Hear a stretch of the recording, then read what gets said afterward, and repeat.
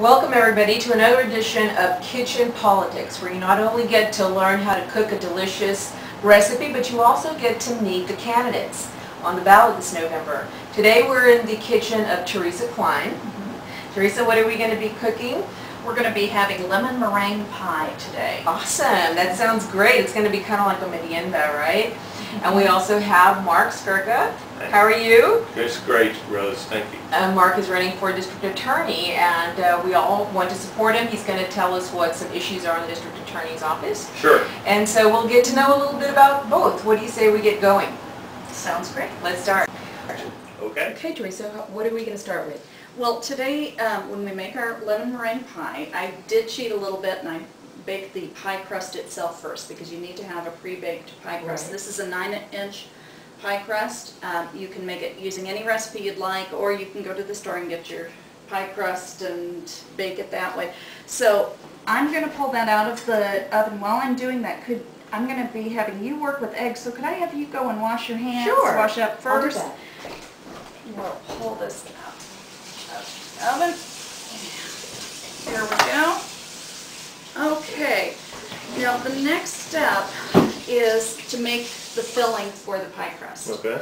And so what we're going to do is we're going to start out with 1.5 cups of sugar. And we have 3 tablespoons of cornstarch, 3 tablespoons of regular flour, and just a dash of salt.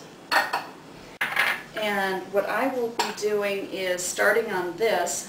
And so what I'd like, Rose, what I'd like you to do is to separate the 3 eggs that we have into yolks and whites. Okay. All right. Hope I don't get the shells in there.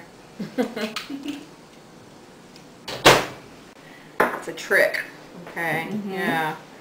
All right, this is what my mom used to do. Mom, you're going to love me because I always remember, I'm always talking about you, Mom. Okay. And we can put the eggshells in the compost as well. Oh, very conservative. Yes, we Good. always use everything. So far, so good. It looks like your mom's taught you well, Rose. Yeah. So far, so good. Yeah, I remember she used to do this back and forth thing. Okay, just don't break whatever you do. I hate for runny eggs to get in. What happens when that happens? Do you know? You just do your best. Try to. But whenever a yellow does get in, it just doesn't make for a good meringue, right? Right. You want to try to keep the whites as separate as you can from the other. And that's what I'm doing. This is for meringue? This is going to be for the meringue, and this is going to be for the base. So we're going to use both parts of the egg. Okay.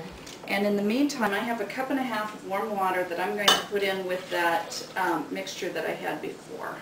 And so I've got the stove on. What temperature do you cook that on? Well, we're going to be cooking this at 350 degrees for about 12 to 15 minutes in the end. It doesn't take that long to finish it off because most of this will be done on the stove. All right. So we'll get this stirred up. And while I'm doing that, Mark, if I could have you take one of the lemons Okay. and get some of the lemon zest. And he's going to be using the zester, and very new skill for him. They didn't teach me this in law school. And that's fun, isn't it? And I may actually use my whisk to get some of the lumps out of this. I feel like I'm shaving this lemon. That's what you're doing. Exactly. Okay, and when you get just a little bit more than you have there, that'll be part of the filling as well. And then we're also going to need some lemon juice. And so again, we have... That's going to be your job. Okay. All right. And so we've got Very good, this Mark. on. And I've got this kind of a medium-high heat, and this will have to come up to a boil. So while we're waiting for this to come up, how are things going in the campaign, Mark? Things are going great, Teresa and Rose. It's been really gratifying to go around the county and just visiting with folks and urging them to get out and vote. We'll take the zester and we're going to keep this, I just keep it right in the zester to put it in when it's time. Okay. And then if we can get you to get some more juice in there, I started Sure. it out a little bit, but I'll let you get to about 1/3 cup of lemon juice. So Mark, when did you start working for the DA's office? Well, I started in 1986, right after I got out of law school. I graduated from law school, And you know, you take the bar exam and you have to wait about 3 months for the results of the bar exam. Grant Jones, who was the district attorney at the time, asked me to join his office, and I started even before I was licensed working in the appellate division. Well, I enjoyed my work so much there. It was the day I passed the bar, I came in there and went into a trial court right away. That was back in September of 1986. Wow. So I worked at the DA's office for about 23 and a half years. Yeah, you've been Until there a recently. long time. That is an awful long time. So I know that you have a lot of experience.